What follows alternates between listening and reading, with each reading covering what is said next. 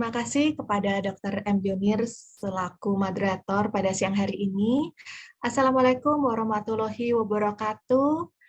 Untuk para profesor, senior, dan teman sejawat sekalian, sebelumnya saya mengaturkan terima kasih kepada Panitia Jakarta Endocrine Meeting atas kesempatan yang diberikan, dan juga selamat sudah menyelenggarakan jam dengan sangat baik. Pada siang ini saya diberikan tugas untuk membawakan mengenai peran terapi yodium radioaktif pada pengelolaan penyakit Graves. Kita mulai dengan ilustrasi kasus. Tuan R usia 46 tahun dengan riwayat hipertiroid sejak 6 tahun sebelum masuk rumah sakit. Dimulai di tahun 2014, pasien dikatakan menderita hipertiroid dengan keluhan benjolan pada leher, jantung, berdebar-debar, banyak berkeringat, penurunan berat badan, dengan riwayat pengobatan tirosol hingga dosis 30 mg. Sempat disarankan untuk terapi yodium radioaktif oleh dokter di Semarang, namun karena satu dan lain hal belum terlaksana. Kemudian di tahun 2018, pasien pindah ke Jakarta dan melanjutkan pengobatan hipertiroid di rumah sakit lokal. Kemudian pasien dirujuk ke Rumah Sakit Cipto Mangunkusumo untuk pertimbangan terapi yodium radioaktif.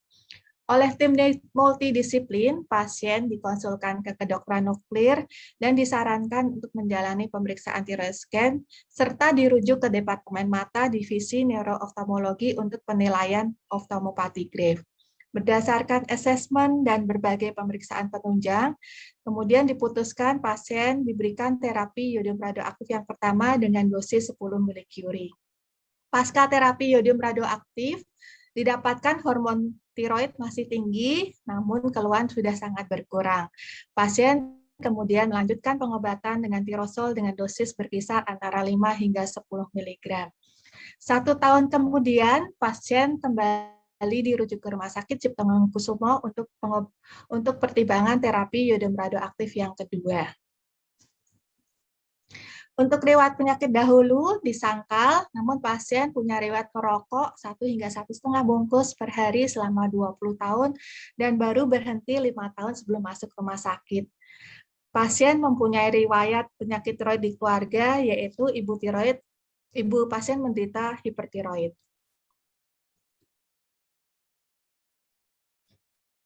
Untuk pemeriksaan fisik yang signifikan pada mata didapatkan esoptamus pada mata kanan dan kiri, tidak didapatkan lid lag, namun didapatkan lid retraksi pada mata kiri. Di leher terdapat pembesaran difus, konsistensi kenyal, tidak teraba dodol, dan tidak teraba KGB. Sedangkan untuk paru, jantung, dan abdomen masih dalam batas normal, sedangkan di ekstremitas tidak didapatkan adanya fine tremor. Selanjutnya adalah pemeriksaan penunjang. Pada pasien ini pernah menjalani pemeriksaan ultrasonografi. Di sini kita bisa lihat adanya pembesaran di kedua lobus tiroid dengan ekogenitas hipoekoik, dan juga ada gambaran pseudonodul difus di lobus tiroid kanan dan kiri, dan tampak pula peningkatan vaskularisasi. Sehingga pada waktu itu dikatakan kesan sebagai diffuse enlarged tiroid kanan dan kiri, DD, tiroiditis, dan Graves' disease. Untuk lymph node, submandibula, upper jugular, dan lower jugular morfologi masih dalam batas normal.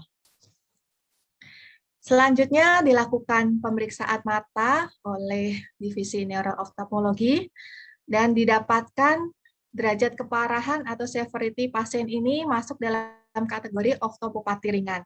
Sedangkan berdasarkan clinical activity score, pasien masuk dalam kategori oftalmopati tidak aktif.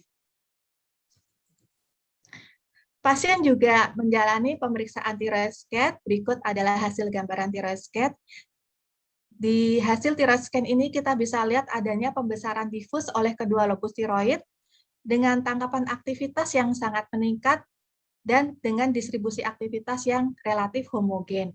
Dan kita juga bisa melihat aktivitas oleh lobus piramidalis. Aktivitas oleh lobus piramidalis biasanya patognomik dan hanya dijumpai pada kasus-kasus hipertiroid termasuk pada kasus Graves' disease. Untuk thyroid uptake didapatkan angka 72,7, ini sangat tinggi, di mana nilai res normal untuk thyroid uptake hanya 1-5%. Kemudian pasien mendapatkan terapi iodium radioaktif dengan dosis 10 milicurie. 1 tahun pasca terapi iodium radioaktif, pasien kembali menjalani follow up, dan di sini didapatkan dari hasil pemeriksaan laboratorium free T4 1,131 dengan TSHS kurang dari 0,03, dan juga didapatkan nilai TRAB 32,4. Sayang sekali tidak tersedia data pemeriksaan TRAB sebelumnya. Pasien juga menjalani pemeriksaan thyroid scan sebagai follow-up. Di sini kita bisa lihat meskipun masih tampak pembesaran, namun sudah sangat menurun dibandingkan relatif ukuran sebelumnya, dan juga kita juga tidak lagi melihat aktivitas oleh lobus piramidalis. Untuk uptake sendiri sudah sangat menurun menjadi 12,62 dari 72,7 uptake sebelumnya. Pada pasien ini dikonsulkan untuk pertimbangan terapi RAI yang kedua dengan klinis euthyroid, lab hipertiroid subklinis pasca RAI 1 tahun yang lalu. Kita akan masuk kepada pembahasan. Setelah dipaparkan ilustrasi di atas, akan diuraikan beberapa hal terkait terapi iodium radioaktif pada pasien ini. Yang pertama adalah indikasi thyroid scan, indikasi terapi iodium radioaktif, kriteria pemilihan terapi, kemudian faktor keberhasilan terapi iodium radioaktif, dosis, persiapan, efek samping, dan pemantauan terapi iodium radioaktif, dan juga diuraikan akan mengenai oftalmopati Graves terkait dengan indikasi pemberian iodium radioaktif. Indikasi thyroid scan. Klinisi perlu membedakan antara tirotoksikosis dengan hipertiroid atau tirotoksikosis tanpa hipertiroid. Contohnya pada kasus-kasus hipertiroid Graves maupun hipertiroid tiroiditis. Langkah yang dapat dilakukan pertama kali adalah kita dapat memeriksa kadar antibodi reseptor TSH atau TRAB untuk mengkonfirmasi Graves' disease.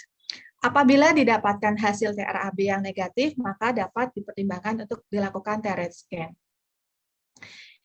Ini adalah perbedaan gambaran thyroid scan pada kasus Graves' disease dan kasus tiroiditis, di mana Graves' disease terjadi pembesaran difus di kedua lobus tiroid dengan tangkapan aktivitas yang meningkat dan distribusi aktivitas yang homogen.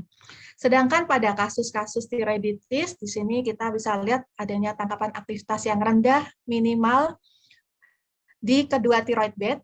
Hal ini diakibatkan karena terjadinya infeksi dan inflamasi oleh lobus tiroid yang terjadi sehingga terjadi kerusakan folikel dari sel-sel tiroid.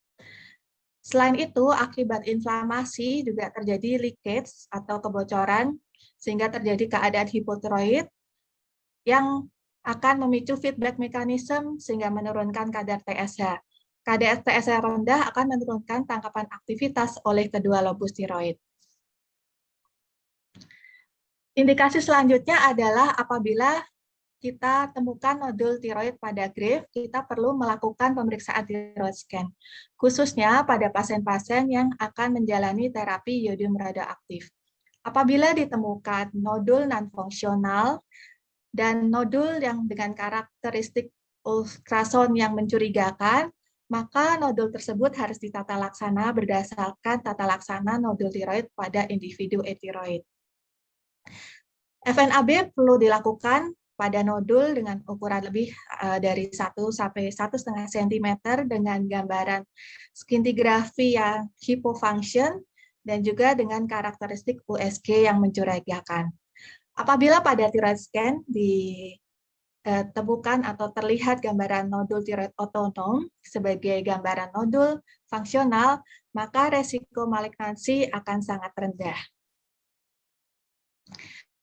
Selanjutnya mengenai yodium radioaktif, selain diindikasikan pada penyakit Graves' disease, yodium radioaktif juga diindikasikan pada struma multinodosa toksik, nodul tiroid hiperfungsional, struma multinodosa, goiter occurrence, dan ablasi residu jaringan tiroid, dan terapi lesi metastasis kanker tiroid berdiferensiasi baik.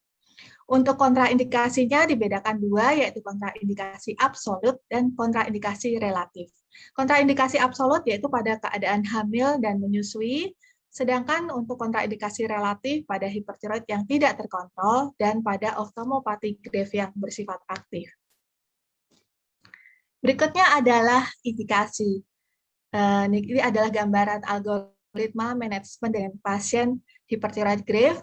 Mungkin ini sedikit banyak sudah disampaikan dan disinggung oleh Prof. Imam dan Dr. M. Yunir. Saya hanya meng-highlight bahwa yodium radioaktif merupakan pilihan terapi definitif pasca pasien menjalani pengobatan dengan obat antitiroid satu course, namun apabila tidak merespon dengan baik atau terjadi intoleransi atau terjadi non-compliance, maka yodium radioaktif bisa menjadi alternatif terapi definitif. Yodium radioaktif lebih terpilih pada kasus-kasus dengan volume goiter yang tidak terlalu besar, kemudian pada kasus-kasus Graves otomopati yang inaktif. Sedangkan tiroidektomi lebih terpilih pada kasus-kasus Graves disease dengan nodul, kemudian pada goiter yang berukuran relatif besar dengan batasan lebih dari 50 mili dan pada Graves otomopati yang aktif. Selain itu juga menjadi pilihan terapi definitif pada kasus hipertiroid persisten dan kasus hipertiroid yang relapse pada Graves disease. Pemilihan terapi di sini adalah tabel situasi klinis yang dapat memberikan petunjuk pada klinisi dalam pemilihan terapi pada pasien Graves. Di sini terapi RAI atau yodium radioaktif lebih terpilih untuk kasus-kasus pasien dengan resiko tinggi untuk operasi terkait komorbid, kemudian pada kasus-kasus penyakit atau gangguan fungsi hati, pada pasien-pasien yang mengalami efek samping yang berat dengan obat antitiroid, pasien dengan riwayat operasi maupun eksternal radiasi sebelumnya, kemudian kurangnya akses untuk operasi maupun untuk pembedahan, dan juga untuk pasien-pasien dengan klinis periodik paralisis dan hipertensi pulmonari kanan atau congestive heart failure. Sedangkan untuk kehamilan dan untuk Graves disease yang tersangka maupun sudah terkonfirmasi adanya keganasan, terapi yodium radioaktif merupakan suatu kontraindikasi. Ini adalah perbandingan modalitas terapi untuk yodium radioaktif, di mana kelebihan dari terapi yodium radioaktif adalah sebagai terapi definitif, biayanya relatif terjangkau, bahkan sudah tercover oleh JKN, kemudian tidak memerlukan rawat inap dan tidak memerlukan tindakan pembedahan. Sedangkan untuk kekurangannya adalah terjadinya hipotiroid permanen, di mana hipotiroid ini sebenarnya merupakan implikasi dari tindakan radiotiroablasi. Kemudian adanya paparan radiasi, kemudian untuk kontrol dari hipertiroidnya biasanya bersifat lambat, dan juga ada risiko progresivitas atau memicu timbulnya Graves otomopati. Baik pengobatan yodium radioaktif maupun tiroidektomi sebagai terapi definitif, kedua-duanya mempunyai peluang untuk terjadinya hipotiroid. Nah, faktor apa saja yang mempengaruhi keberhasilan terapi ICA-331, yaitu ukuran kelenjar tiroid dan ukuran nodul, kemudian ras, jenis kelamin dan usia, intake yodium, dan penggunaan yodium radioaktif, dan kebiasaan merokok. Pada kasus-kasus seperti hipertiroid yang berat, TRAB yang sangat tinggi, pasien laki-laki, usia muda, dan merokok, biasanya diperlukan dosis terapi iodium radioaktif yang relatif lebih tinggi. Untuk dosis terapi iodium radioaktif ini dibedakan menjadi dua, yaitu fixed dose dan calculated dose. Fixed dose biasanya diberikan dalam range 5 hingga 15 milicurie, sedangkan calculated dose dihitung berdasarkan volume serta persentase uptake dari iodium radioaktif.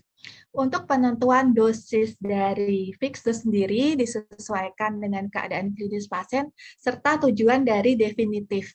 Apabila diberikan dalam dosis yang besar, maka tingkat kesembuhan atau cure rate-nya akan semakin tinggi, namun dengan konsekuensi akan cepat terjadi keadaan hipotiroid. Sebaliknya, apabila kita berikan dalam dosis yang kecil, maka kemungkinan akan terjadi hipotiroid persisten, bahkan akan terjadi relapse. Nah, terapi iodium radioaktif fixed dose ini lebih banyak digunakan. Kenapa? Karena meskipun dengan calculated dose, ternyata masih terdapat variasi pengukuran dari volume tiroid dan uptake iodium radioaktif. Selain itu, dosis serap aktual bervariasi dibandingkan dengan dosis pemberian meskipun dilakukan pada pasien yang sama.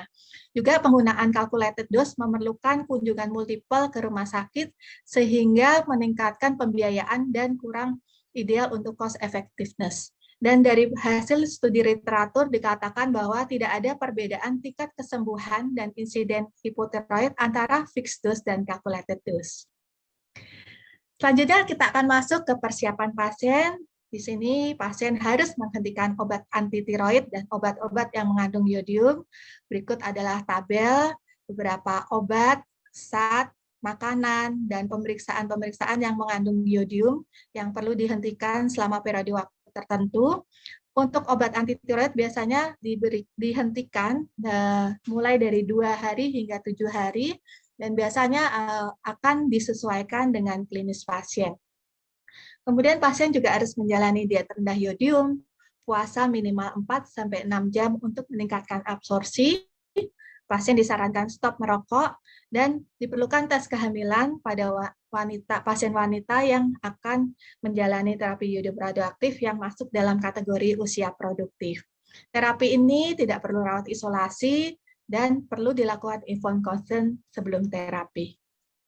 Informed consent harus memuat hal-hal yang harus diketahui oleh pasien sebelum pengobatan iodium radioaktif diberikan, terutama mengenai definisi terapi definitif, yaitu terapi yang bertujuan untuk menghilangkan dan mematikan fungsi kelenjar tiroid sehingga akan menurunkan dan menghilangkan produksi hormon tiroid. Tujuannya adalah untuk mencapai status non-hipertiroid, baik keadaan eutiroid maupun hipotiroid iatrogenik, yang selanjutnya akan diberikan hormon levotiroksin secara oral seumur hidup. Ini adalah contoh dari lembar edukasi kita ke pasien-pasien yang mendapatkan terapi iodium radioaktif mengenai diet rendah iodium. Ada 3 kategori, ada makanan yang bebas boleh dikonsumsi, ada makanan yang dibatasi, dan ada makanan yang tidak boleh dikonsumsi. Kita akan masuk ke efek samping. Efek samping dibedakan menjadi 2, yaitu efek samping yang bersifat early atau short term dan efek samping yang bersifat late atau long term. Untuk efek samping yang bersifat short term paling sering didapatkan keluhan gastritis dan sialadenitis. Namun biasanya hanya bersifat temporer dan dapat hilang dengan sendirinya. Kemudian disusul dengan pembengkakan dan tiroiditis akibat radiasi. Biasanya pada kasus-kasus goiter yang besar juga dapat menimbulkan kompresi ke organ sekitarnya. Namun biasanya dapat tertangani dengan baik dengan pemberian kortikosteroid. Efek samping seperti serostomia, kemudian abnormalitas dari organ perasa dan penghidu, mual muntah, dan hipospermia biasanya sangat amat jarang dan biasanya hanya bersifat transien. Sedangkan untuk late atau long term, ini adalah efek-efek yang mungkin paling menjadi perhatian dari pasien maupun klinisi, namun mengingat dosis yang digunakan untuk pasien-pasien hipertiroid sangat kecil, biasanya resiko untuk terjadinya late atau long term ini sangat kecil. Biasanya resiko ini didapatkan pada pasien-pasien karsinoma tiroid yang mendapatkan terapi iodium radioaktif dengan dosis ratusan milicurie. Nah, bagaimana pemantauan pasca terapi I131? Yaitu dengan pemeriksaan laboratorium T3, free T4, dan TSH setiap 1-2 bulan dalam 6 bulan pertama. Jika hipertiroid masih muncul atau masih ada, dapat diberikan terapi obat anti tiroid kembali, dan apabila hipertiroid masih persisten pasca 6 bulan, dapat dipertimbangkan pemberian terapi RAI yang kedua. Mayoritas juga pada pasien-pasien tertentu juga diberikan terapi iodium radioaktif yang kedua setidak-tidaknya 3 bulan pasca terapi iodium radioaktif yang pertama.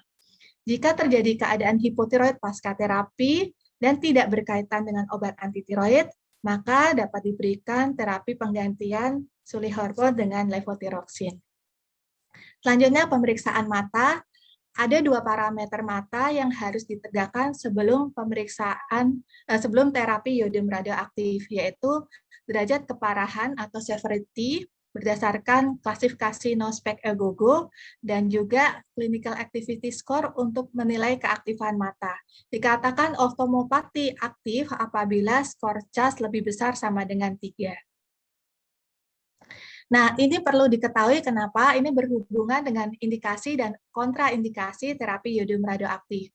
Pada kasus grave otomopati yang mild dan inaktif, mild aktif, moderate to severe and inactive, masih dapat diberikan terapi iodium radioaktif dan jika perlu diberikan profilaksis dengan steroid. Sedangkan pada kasus moderate to severe dan aktif, sight threatening, ini merupakan kontraindikasi dilakukan terapi iodium radioaktif. Nah, meskipun terapi ini merupakan terapi rawat jalan, namun ketika pasien diperbolehkan pulang, pasien juga kita edukasi mengenai proteksi radiasi terhadap diri sendiri maupun lingkungan.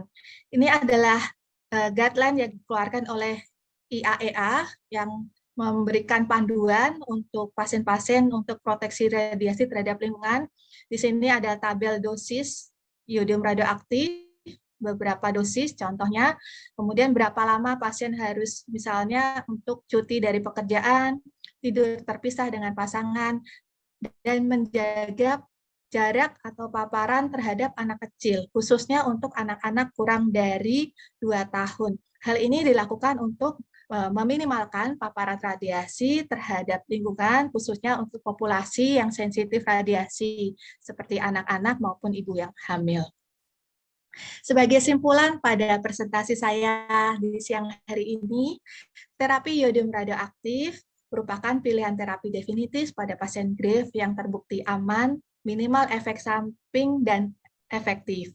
Pemilihan terapi grave bergantung pada faktor-faktor seperti faktor biologis pasien, umur, status reproduksi, derajat penyakit, pilihan pasien, dan juga dipengaruhi oleh pemahaman klinisi berdasarkan pelatihan dan pengalaman pengelolaan pasien. Juga pola tata laksana hipertiroid lokal maupun nasional, serta ketersediaan fasilitas kedokteran nuklir. Demikian presentasi saya. Terima kasih atas perhatiannya. Saya kembalikan kepada moderator.